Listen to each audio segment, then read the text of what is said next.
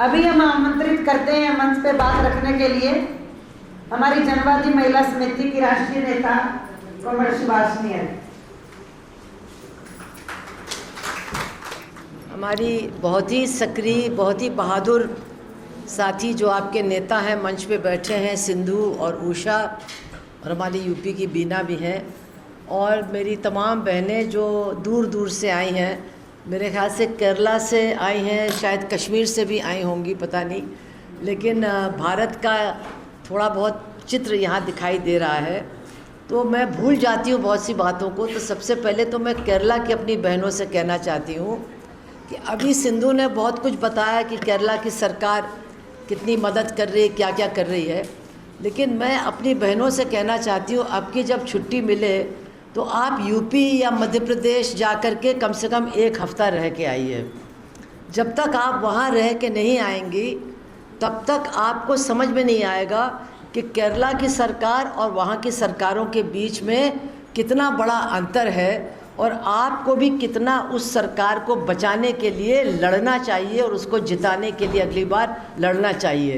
यही वो सरकार है अकेली पूरे देश में जो आंगनवाड़ी, आशा, तमाम जो महिलाएं इस तरह से काम कर रही हैं उनको कुछ थोड़ा सम्मान देती है और उनकी कुछ मांगों को भी मानने की कोशिश करती है। और सबसे बड़ी बात यह है कि जो सरकार का हमला हो रहा है उस हमले के सामने भी हाथ नहीं खड़े कर रही है और आपकी नौकरियों को भी बचाने का काम कर रही है। तो यही मैं फिर कहूँगी, 1 हफ्ते की छुट्टी लेकर के आप जाइए यूपी ला पो, मध्य प्रदेश पो, अवड़े पूर्ण नोकू एंदा सरकार एंदा अवड़े, हाँ जाके देख के आओ। तो आज मैं बहुत खुश हूँ कि आप लोगों ने हमें, हमारे संगठन को इनवाइट किया और मुझे आपके बीच में बोलने का मौका मिला, क्योंकि आपकी जो लड़ाई है वो बहुत बड़ी लड़ाई है और पूरे समाज के लिए एक लड़ाई है। आज ही मैं एक रिपोर्ट देख रही थी कि हमारे देश में जो बच्चा पैदा करने के समय महिला की मौत हो जाती है उसका दर कम हुआ है, कुपोषण का दर कम हुआ है, और जो बच्चे जब पैदा होते हैं यानी शिशु मौत दर भी पिछले 10-15 सालों में कम हुआ है। और उस रिपोर्ट में साफ साफ कहा गया है कि ये जो स्कीम वर्कर्स हैं और उनका जो काम है, उनका जो योगदान है, उसकी वजह से ये महिलाओं की स्थिति, बच्चों की स्थिति, कुपोषण की स्थिति कुछ बेहतर हुई है। लेकिन आप देखिए किस तरह की क्रूर और जन विरोधी सरकार है जो उसको कोई चिंता नहीं है बच्चे भूखे मर जाएं, महिलाएं पैदा करते समय बच्चे को मर जाए, गरीबों की हालत ख़राब हो जाए। और आज हमारा जो पूरा देश देख रहा है आपके योगदान को, केवल सरकार उस योगदान को देख नहीं रही है, और अगर देख रही है तो उसको वो योगदान अच्छा नहीं लगता है। अब तो मैं इस नतीजे पर पहुंची हूँ कि इस सरकार को जनहित में किया गया कोई भी काम बिल्कुल अच्छा नहीं लगता है, और इसीलिए वो चाहे मनरेगा हो उसको ख़त्म कर रहे हैं, चाहे राशन की व्यवस्था हो उसको ख़त्म कर रहे हैं, चाहे जो सरकारी अस्पतालों में होता था उसको बिल्कुल ख़त्म कर रहे हैं। और अब वो हाथ धो करके पीछे पड़ गए हैं कि ये जो स्कीम वर्कर्स हैं इनका भी काम हमको बिल्कुल समाप्त कर देना है। पता नहीं ये किसी बाबा जी को दे देंगे ये काम और उसके साथ खूब सारा पैसा भी दे देंगे, जैसा कहीं कहीं उन्होंने मिड डे मील, आपको मालूम है, हरे कृष्णा वालों को दे दिया है। और वो हरे कृष्णा वाले ऐसे हैं कि केरला की सरकार तो बिरयानी भी खिलाने को तैयार है बच्चों को, और हरे कृष्णा वाले कहते हैं हम प्याज और लहसुन भी खाने में नहीं डालेंगे। मतलब उनको सुपोषण से कोई मतलब नहीं है, वो तो अपना एजेंडा आगे कर रहे हैं। और सरकार का भी वही एजेंडा है कि लोगों के बीच में ये तमाम धार्मिक भावनाएं, तमाम एक दूसरे के ख़िलाफ़ नफ़रत, और उनके जो ये तमाम बाबा और उनके आश्रम और ये सब हैं, उन्हीं को पैसा दे करके ये सारी चीज़ें स्कूल से लेकर के आंगनवाड़ी केंद्र तक वो उन्हीं को दे देना चाहते हैं, ताकि वो जैसा चाहें करें, गरीब के पेट में कुछ नहीं जाएगा, लेकिन बाबा लोगों की जेब में, इन सब बदमाश लोगों की जेब में सरकार का पैसा भरपूर जाएगा। ये लगता है कि आज की सरकार का मकसद है, इसी रास्ते पर वो चल रहे हैं। इसलिए ये जो आपकी लड़ाई है, मैं शुरू में ही कहना चाहती हूँ, ये बहुत ज़बरदस्त लड़ाई है और निश्चित रूप से हमको ये पूरे समाज की लड़ाई बनानी है। जब तक हम पूरे समाज में जो मज़दूर हैं, किसान हैं, जो महिलाओं के संगठन हैं, इन तमाम लोगों के बीच में जा कर के बताएंगे नहीं कि अगर ये हमारी योजनाएं समाप्त हो जाती हैं तो समाज के ऊपर कितना बुरा असर पड़ेगा। जब तक, क्योंकि बहुत से लोग कहते हैं हाँ ये तो अपनी नौकरी के लिए लड़ रही हैं, हम केवल नौकरी के लिए नहीं लड़ रहे हैं, हम समाज को जो थोड़ा बहुत लाभ एक सरकारी योजना से मिल रहा है, ऐसे ज़माने में जब लाभ दिन पर दिन कम होते जा रहे हैं, हम इस लाभ को बनाए रखना चाहते हैं, इसको और भी अच्छा बना करके ज़्यादा से ज़्यादा लोगों तक इसको पहुंचाना चाहते हैं। लेकिन आप जानते हैं, मुझे बताने की ज़रूरत नहीं है, सरकार इसके बिल्कुल ख़िलाफ़ है। और जो तमाम नए वो नियम ला रहे हैं कि हर चीज़ पर लोगों की फ़ोटो आनी चाहिए, ये होना चाहिए। अरे हमारे देश में औरतों के पास फ़ोन नहीं है, औरतों के पास खाने के लिए पैसा नहीं है, तो जब वो अपने फ़ोटो दिखा नहीं पाएंगी तो इसका मतलब है कि वो योजना से भी बाहर हो जाएंगी। और अभी बताया सिंधु ने कि पता नहीं कितनी लाख जो लाभार्थी थे वो अब योजना के बाहर हो गए हैं। ये क्या तरीका है सरकार का, न रहेगी बांस और न बजेगी बांसुरी। यही सरकार सरकारी स्कूलों को बंद कर रही है कि लोग अपने बच्चों को भेजना नहीं चाहते हैं। कैसे भेजेंगे जब 5 क्लास को पढ़ाने के लिए एक टीचर है और वो भी टेम्परेरी है।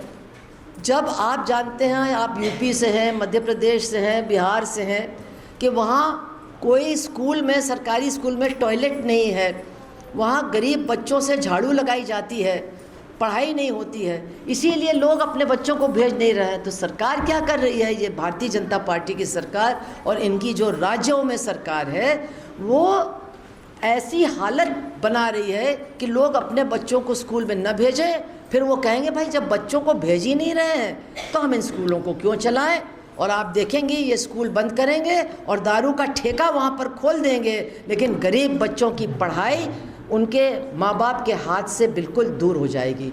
इसी तरह से आंगनवाड़ी के लिए और जो इस स्कीम वर्कर्स का तमाम काम है, उसके लिए कुछ दिन बाद वो कहेंगे कि भाई जब लोग चाहते ही नहीं कि आंगनवाड़ी से उनको फ़ायदा मिले, जब लोग अपने बच्चों को भेजने ही नहीं चाहते हैं, जब जो माताएं हैं गर्भवती वो आंगनवाड़ी से बात करना ही नहीं चाहती हैं, तो फिर हम आंगनवाड़ी क्यों चलाएं। तब तो इस योजना को बंद करना ही ठीक है। लेकिन हमें ये जो उन्होंने आंकड़े दिए उससे समझना होगा कि जहां सरकार, कोई भी राज्य की सरकार इस स्कीम की मदद कर रही है वहां कोई नहीं छोड़ रहा है, लेकिन जहां जहां सरकार इस स्कीम को जनता के लिए कठिन और बहुत मुसीबत भरी कर रही है, वहाँ निश्चित रूप से लाभार्थी हट रहे हैं, उनकी संख्या कम हो रही है। तो ये आंकड़ा भी बहुत ज़रूरी है। मैं आज आपसे एक बात कहना चाहती हूँ कि आपकी ये लड़ाई केवल उन लोगों की लड़ाई नहीं है जिनको, बच्चों को या जिनको आपकी योजनाओं से फ़ायदा मिला है। आपकी लड़ाई इस देश में एक बहुत बड़ी लड़ाई का हिस्सा है। आप लोग सरकार के कर्मचारी हो, हालांकि वो मानते नहीं हैं आपको, तो कहते ये सेविकाएं हैं तो सेवा कर रही हैं और मान दे हम इनको देंगे, हम इनको तनख्वाह या वेतन तो देंगे नहीं। लेकिन जो भी हो, आप सरकार की कर्मचारी हैं, इसके साथ साथ आप महिला हैं। और मैंने आपके 2-3 क्लास भी लिए हैं, मुझे पता है कि आप लोग महिलाएं हैं जो हमारे समाज के, ख़ास तौर से ग्रामीण इलाके के जो गरीब हिस्से हैं और उसमें जो जाति उत्पीड़न से प्रभावित हिस्से हैं, दलित, पिछड़े, ज़्यादातर हमारी जो बहनें काम करती हैं इन योजनाओं में, वो इन्हीं हिस्सों के हैं। तो आपसे सरकार, ये जो सरकार दिल्ली में बैठी है, ये 4 तरह की दुश्मनी रखती है। एक नहीं, एक तो कर्मचारी होने से तो दुश्मनी है ही, ये सरकार तो मज़दूरों की दुश्मन सरकार है। ये सरकार तो मज़दूरों के तमाम अधिकारों को समाप्त करने वाली सरकार है। आज आप देखिए रेलवे में लाखों पद खाली हैं, और सबसे ज़्यादा आपको मालूम है कौन से पद खाली हैं? जो सबसे गरीब तबके के लोग ट्रैक, जो रेलवे की लाइन है उसकी सफाई करते हैं और देखते हैं कि उसमें कोई चीज़ गड़बड़ तो नहीं है, कहीं कोई दरार तो नहीं पड़ी है, जो हर साल पता नहीं कितने रेल ट्रेन के नीचे आ करके मर जाते हैं, आज उनकी जगहें सबसे ज़्यादा रिक्त हैं। तो ये जन विरोधी है कि नहीं? एक तो आप उनको निकाल रहे हैं, उनकी जगह किसी को रख नहीं रहे हैं, और जो लोग ट्रेन में सफ़र करते हैं आप उनकी ज़िंदगी में ख़तरे में डाल रहे हैं, क्योंकि अगर वो लोग रेलवे लाइन की मरम्मत वगैरह समय से नहीं करेंगे तो जिस तरह के बड़े बड़े हादसे हो रहे हैं वो और भी ज़्यादा होंगे। तो ये सबके लिए बहुत बड़ा ख़तरा है। तो ये जो सरकार है ये कर्मचारी और मज़दूर विरोधी है, इसलिए आपसे दुश्मनी रखती है। दूसरा, आप महिला हैं, आपसे तो बहुत दुश्मनी रखती है ये सरकार। क्यों? क्योंकि ये मनुवादी सरकार है। ये डॉक्टर अंबेडकर के संविधान को नहीं मानती। इस सरकार को चलाने वालों के जो नेता थे, पैदा करने वाले लोग थे, जो वो हाफ पैंट पहन करके सुबह सुबह परेड करते हैं ना, आरएसएस वाले, इन्होंने 1949-50 में ही कह दिया था जब संविधान बना था कि हम इस संविधान को नहीं मानते, हम तो मनुस्मृति को मानते हैं और हम काम करेंगे इस देश की न्याय व्यवस्था को मनुस्मृति के अंतर्गत लाने के लिए। अब मनुस्मृति क्या है? बहुत से लोग जानते हैं, बहुत से लोग नहीं जानते हैं। मनुस्मृति एक पुराना शास्त्र है, कहते हैं, जो धार्मिक शास्त्र है। और उसमें क्या लिखा है? उसमें लिखा है, आप कान खोल करके सुन लीजिए और गांठ बांध लीजिए, कि असमानता से अच्छी कोई चीज़ ही नहीं होती है, ना बराबरी से अच्छी कोई चीज़ नहीं होती है। Inequality is a virtue, inequality is good. तो जातियों के बीच में असमानता ये रहनी चाहिए। जहाँ आपने जन्म लिया है आप वहीं रहेंगे, ये स्थिर रहना चाहिए। जो पिछड़ी जात के लोग हैं उनको मुंह बंद करके केवल मजदूरी करनी चाहिए, अपना वेतन भी नहीं मांगना चाहिए, गुलामी करनी चाहिए। ये मैं नहीं कह रही हूँ, सब उस मनुस्मृति में लिखा हुआ है। और जो सवर्ण जातियाँ हैं उनके लिए ही लिखा है कि सारे जो फ़ायदे हैं वो सब उनको ही मिलने चाहिए, लेकिन उसमें उन्होंने मालिकों को भी जोड़ा है। मतलब जो साधन के मालिक हैं, जो आज के ज़माने में हम जिनको पूंजीपति कहते हैं, ये भी लिखा है उसमें कि सरकार को इनकी मदद करने के लिए सब कुछ करना चाहिए, और इनको आगे बढ़ाने के लिए, अगर ये मोटे हैं तो और भी ज़्यादा मोटा करने के लिए इनकी मदद करनी चाहिए। और ये अगर आप देखें हमारी सरकार कर रही है। और आखिर में मनुस्मृति क्या कहता है कि औरत चाहे किसी भी जात में पैदा हुई हो, उसका तो कोई अधिकार होना ही नहीं चाहिए, वो अधिकार विहीन रहनी चाहिए। क्योंकि औरतें के पास अगर स्वतंत्रता आज़ादी आ जाएगी तो वो भाग जाएंगी, वो गलत काम करेंगी, वो निर्लज्ज हैं, वो बिल्कुल जिसको कहना चाहिए बेशर्म हैं, उनकी कोई नैतिकता नहीं है। ये सारी बातें मैं नहीं कह रही हूँ, सब उसमें लिखी हैं। क्योंकि उनको डर क्या है? उनको डर ये है कि अगर महिलाएं अंतर जाति और अंतर धार्मिक विवाह करने लगेंगी तो फिर उनके ये जो वर्ण व्यवस्था है, ये जो जातवाद की प्रथा है, ये पूरी तरह से चरमरा करके ख़त्म हो जाएगी। आप समझ रहे हैं ना बात को? इसीलिए अगर कोई लड़की शादी करती है दूसरी जात में तो उसी के माँ बाप मार डालते हैं। मतलब उनको वो जात पात की व्यवस्था बचाना ज़्यादा अच्छा लगता है बिटिया की जान बचाने से। ये हमारे खून के अंदर इतना भर दिया गया है। तो ये है मनुस्मृति, जिसमें सबसे नीच, मतलब अगर आप देखें कि समाज में सबसे नीच कौन है तो वो है महिला, उनके हिसाब से।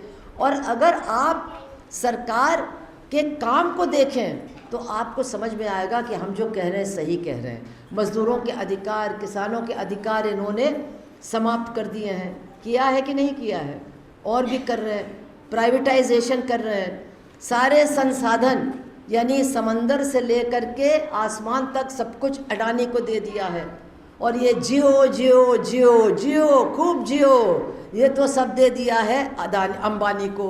तो वो जिएंगे और ये हमारे मालिक बनेंगे। ये बंटवारा इन्होंने कर दिया है दो पूंजीपतियों के बीच में। तो ये भी मनुवाद का एक हिस्सा है। तो वो तो अपना काम कर रहे हैं। फिर जो मज़दूर हैं, जिनको वो कहते हैं पिछड़ी जाति, उनके तो अधिकार छीन लिए। जो दलित हैं हमारे समाज में, पिछले 10 साल में दलित उत्पीड़न के केस 14% बढ़े हैं। ने पहले भी बहुत थे, अब 14% और हो गए हैं। और जहाँ जहाँ इनकी सरकार है, यूपी है, मध्य प्रदेश है, राजस्थान है, वहाँ सबसे ज़्यादा जो दलित उत्पीड़न है वो हो रहा है। सबसे ज़्यादा दलित महिलाओं और दलित बच्चियों के साथ बलात्कार, हिंसा और हत्या हो रही है। आपको सब हाथरस का केस मालूम है। एक वाल्मीकि लड़की के साथ बलात्कार होता है खेत में, और हमारा मुख्यमंत्री लखनऊ में बैठे कह देता है ये झूठ है, उसके साथ कोई बलात्कार नहीं हुआ। और पूरी ताकत वो लगा देते हैं बलात्कारियों को बचाने के लिए, क्योंकि ये भी मनुस्मृति है कि अगर लड़की दलित है और उसके साथ ऊंची जात के लोग बलात्कार करते हैं तो कोई बड़ी बात नहीं है। ये तो पहले भी होता था, ये अब भी होगा और ये आगे भी होगा। तो ये जो पूरा इनकी जो पूरी नीत है, इसको समझना बहुत ज़रूरी है कि इस नीत के खिलाफ हमारी लड़ाई है। क्योंकि हम तो हर मामले में, समझ रही हैं आप, चाहे मज़दूर की हैसियत से या सामाजिक हैसियत से या महिला होने की हैसियत से, हर जगह जहाँ पर हम और आप हैं, यानी आंगनवाड़ी कर्मचारी हैं, सरकार हमसे दुश्मनी रखती है। और ये लुभाने की बातें बहुत कर रहे हैं। आप लोग सब जानते हैं कितना झूठ है। कभी कहेंगे हम मुफ्त में राशन दे रहे हैं, वो राशन कैसा है, कितना मिल रहा है, आपको मालूम है। कहेंगे कि हम तुम्हारे खाते में पैसा डाल रहे हैं। बहुत सी औरतें तो 11 साल से टीवी के सामने बैठी हैं कि अब आई है, अब आई है, अब आई है। वो पैसा है कि आवत नहीं, मतलब ये हालत है। लेकिन इसके अलावा भी उनको लुभाने की बात करते हैं। हिंदू मुस्लिम करते हैं, उनको सत्संग में ले जाते हैं, तीर्थ यात्रा करवाते हैं, भंडारा करते हैं। हमने यूपी में मीटिंग में कहा कुछ औरतों से, ये जो भंडारा का सब राशन है ये तो तुम्हारे ही राशन से काट काट करके जा रहा है, क्योंकि 3 महीने से वो मुफ्त का राशन भी उत्तर प्रदेश में नहीं बटा है। हमारी बहनें हैं वहाँ पर, उनको मालूम है। तो मेरा कहने का मतलब है कि एक तरफ तो ये दुश्मनी निभा रहे हैं पूरी तरह से और हमला कर रहे हैं चौतरफा, लेकिन लोगों की आंख में धूल झोंकने के लिए सांप्रदायिकता का इस्तेमाल कर रहे हैं। और इसके साथ साथ धार्मिक उन्माद लोगों के अंदर पैदा कर रहे हैं। औरतों को ख़ास तौर से वो अपना निशाना बना रहे हैं और उनको तमाम चीज़ों से लुभाने की कोशिश कर रहे हैं, जिसका कोई मतलब है नहीं। लेकिन थोड़ी देर के लिए औरतें बड़ी खुश हो जाती हैं कि देखो सरकार हमारे लिए ये सब कर रही है। तो यही आपको मैं इसलिए बता रही हूँ क्योंकि आप रोज़ औरतों से और आम जनता से मिलते हैं। आप धीरे धीरे तमाम बातें भी उनको बता सकते हैं क्योंकि उनको आपके ऊपर विश्वास है। तो मैं ये चाहती हूँ कि आप लोग जितना जनता को इस सरकार की नीतियों के बारे में सावधान करोगे, उतना ही आपकी लड़ाई मजबूत होगी। क्योंकि जितना जनता और महिलाएं इस सरकार के खिलाफ होंगी, उतनी ही ये सरकार कमज़ोर होगी और आपकी लड़ाई मजबूत होगी। तो इस लड़ाई को लड़ने के लिए और जीतने के लिए मैं आपको बता दूं, हमें बहुत बड़ी लड़ाई लड़नी है। केवल सुपरवाइजर वो जो वो ऑफिसर्स होते हैं या सरकारी अधिकारी होते हैं, सिर्फ उनसे नहीं, प्रधानों से भी लड़ना पड़ता है, उन अधिकारियों से भी लड़ना पड़ता है। लेकिन हमको अब सरकार बदलने की लड़ाई भी लड़नी पड़ेगी, क्योंकि ये सरकार बदल नहीं सकती है, मतलब इसका चरित्र नहीं बदल सकता है। ये मनुवादी सरकार है, इसको आपसे दुश्मनी ही निभानी है। बहुत मुश्किल से ये कोई बात मानते हैं, जब आप बहुत इनका गिरेबान पकड़ते हैं, बहुत इनको जलील करते हैं, बहुत ताकत लगाते हैं, तब 10 बातों में आधी बात आपकी मान लेते हैं। लेकिन इतना आप समझ लीजिए कि बुनियादी तौर पर ये सरकार जो सब कुछ नष्ट कर रही है, हमारे देश के न्यायालय नष्ट कर रही है, हमारे देश में जो तमाम संस्थान हैं उनको नष्ट कर रही है, हमारे बच्चों की शिक्षा व्यवस्था नष्ट कर रही है। अब उनको जो पढ़ाया जाएगा वो झूठ और पागलपन होगा, तो बच्चे क्या पढ़ करके कहाँ जाएंगे, कैसे आगे बढ़ेंगे। तो ये सब कुछ नाश कर रही। अब तो आप लोग जानते हो, क्योंकि वोटर लिस्ट बनाने में भी आप लोगों का काम होता है, कि अब उसके अंदर भी घुस करके वो जो वोटर जिंदा है उसको मरा हुआ बता रहे हैं, और जो मरा हुआ है उसको जिंदा बता रहे हैं। जो यूपी का वोटर है उसका वोट बिहार में डाल रहे हैं, और बिहार के वोटर को उसके घर के बाहर कर रहे हैं। तो ये पूरी तरह से हमारे जो संवैधानिक अधिकार हैं उनके ऊपर हमला करके ऐसी हालत बना रही कि आगे हम लड़ भी न सकें। तो इसीलिए मेरा आपसे अंत में बधाई तो मैं बहुत देती हूँ, आप लोग बहुत जुझारू हैं, लेकिन लड़ाई अभी ख़त्म नहीं हुई, अभी तो लड़ाई शुरू हुई है। मैं आपसे यही कहूँगी कि हमको बहुत लड़ना है, और अब हमारी लड़ाई सीधे सीधे तो हम नहीं कह सकते हैं, लेकिन लोगों को समझा करके, अपने लोगों को समझा करके अंत में हमारी लड़ाई तभी आगे बढ़ पाएगी जब हम इस मनुवादी सरकार को हटाएंगे और कम से कम संविधान को मानने वाले लोगों को बिठाएंगे और कहेंगे अब संविधान का क्रियान्वयन करो, संविधान को लागू करो, डॉक्टर अंबेडकर की बात की इज़्ज़त करो और हमारी मांगों को मानो, तभी ये बात हमसे सफलतापूर्वक होगी। आप सबको बहुत बहुत बधाई। मैंने आपका काफ़ी समय लिया, बहुत बहुत धन्यवाद। इनकलाब जिंदाबाद।